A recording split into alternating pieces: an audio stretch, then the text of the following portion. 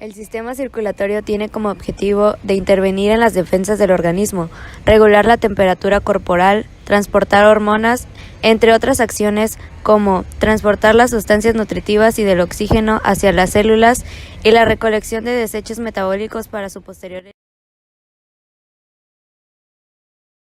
Tipos de sistemas circulatorios. Sistema circulatorio abierto. En este tipo de sistemas se tienen uno o más corazones dependiendo de la especie, una red de vasos sanguíneos y una serie de espacios interconectados dentro del cuerpo, llamado hemocele, el cual ocupa de 20 a 40% del volumen del cuerpo.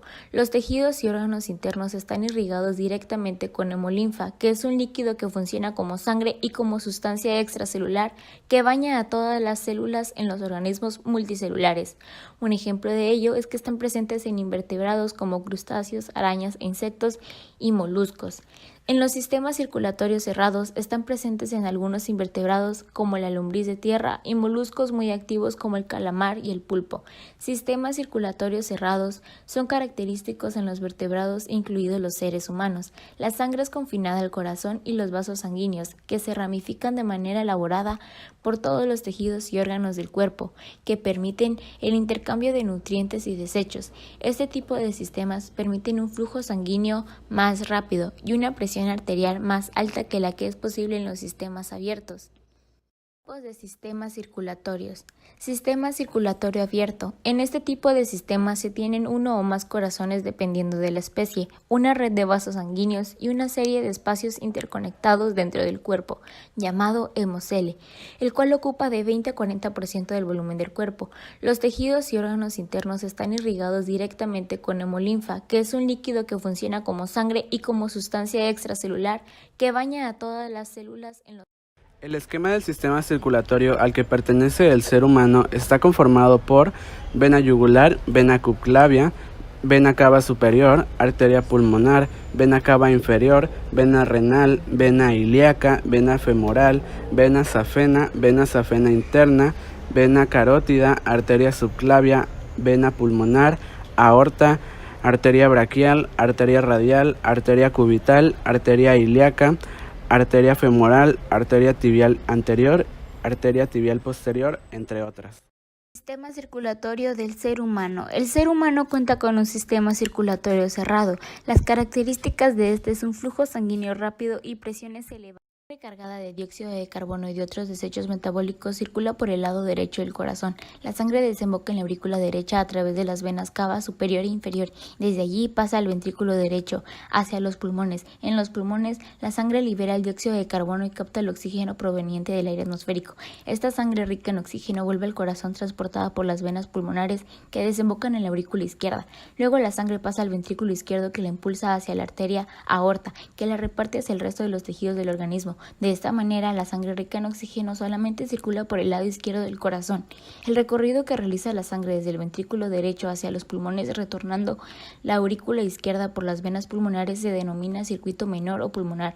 El circuito mayor comprende el recorrido que realiza la sangre desde que sale del ventrículo izquierdo hacia la arteria aorta, pasando por los capilares del todo el cuerpo y retornando por las venas que drenan las venas cavas superior e inferior que desembocan en la aurícula derecha del corazón. Recorrido detallado del sistema circulatorio. Se da al inferior del corazón. La sangre fluye desde las aurículas hacia los ventrículos. Las aurículas reciben la sangre procedente de las venas y los ventrículos la expulsan desde el corazón hacia las arterias. Por esa razón, las paredes de los ventrículos son más gruesas que las paredes de las aurículas. A su vez, el corazón se divide en dos sistemas de recepción y bombeo de sangre. Uno de ellos está formado por la aurícula y el ventrículo derecho y el otro por la aurícula y ventrículo izquierdo que distribuyen la sangre hacia los pulmones. El ciclo cardíaco es la secuencia de acontecimientos mecánicos y eléctricos que se repiten en cada latido cardíaco. Está formado por una fase de relajación y llenado ventricular, diástole, seguida de una fase de contracción y vaciado ventricular, sístole. La sístole ventricular va precedida de la contracción de las aurículas que facilitan el llenado rápido del ventrículo. La contracción de las aurículas se llama a veces presístole o sístole auricular. El ciclo cardíaco ocurre de forma simultánea en los dos ventrículos.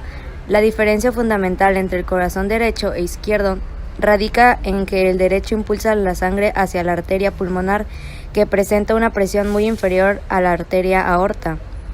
Por ello, el trabajo que debe realizar el ventrículo derecho para impulsar la sangre es menor, y el miocardio del ventrículo derecho es menos grueso que la del ventrículo izquierdo, 41 cm. Las células que componen la sangre son los glóbulos rojos, también llamados eritrocitos. Son las células sanguíneas más numerosas. La proteína que se halla en su interior se llama hemoglobina y es responsable de ligar el oxígeno para transportarlo desde los pulmones a todos los tejidos del organismo para que las células respiren. También se encarga de eliminar el dióxido de carbono que se produce por la actividad celular. Los glóbulos blancos o leucocitos se encargan de proteger al organismo contra el ataque de bacterias, virus, hongos y parásitos. Las plaquetas o trombocitos intervienen en la coagulación de la sangre, impidiendo las pequeñas hemorragias que se producen habitualmente en las arterias, venas y capilares, además de producir diversas sustancias que ayudan a la cicatrización de las heridas. El plasma es la parte líquida de la sangre, compuesto fundamentalmente de agua y proteínas. Coagula sangre y transporta varias sustancias como por ejemplo albúmina, globulinas, factores de coagulación, grasas, azúcares, etc. Las células que se encargan de los movimientos del corazón son los miocitos cardíacos, cardiomiocitos o células miocárdicas. Son las células físicamente más energéticas del organismo. Su función es la contracción y relajación de los músculos cardíacos. También están las células especializadas del sistema de conducción eléctrica del corazón y cuya función es la generación y conducción de los órganos principales del sistema circulatorio. En el ser humano, el sistema circulatorio está conformado por el corazón, los vasos sanguíneos, que son las arterias, y entre las más importantes son la arteria aorta y la arteria pulmonar, las venas, que las más importantes son la vena cava y las venas pulmonares, capilares y la sangre. El circuito completo es ventrículo izquierdo, arteria aorta, arterias y capilares sistémicos, venas cavas, aurícula derecha, ventrículo derecho, arteria pulmonar, arterias y capilares pulmonares, venas pulmonares, aurícula izquierda y finalmente el ventrículo izquierdo donde se inició el circuito. El transporte celular es utilizado por los organismos unicelulares como las bacterias y la mayoría de los protistas para intercambiar sustancias con su medio ambiente. Los nutrientes y los desechos entran y salen a través de toda su superficie corporal, es decir, la membrana celular, gracias a procesos como la difusión, el transporte activo y la osmosis. El transporte celular, especialmente la difusión, también es esencial para los organismos multicelulares en los que hay órganos especializados para el intercambio de sustancias, como los pulmones o las hojas. Las sustancias entran o salen del cuerpo a través de estos órganos por procesos de transporte celular y son transportadas entre las diferentes células del cuerpo por el sistema vascular o el sistema circulatorio.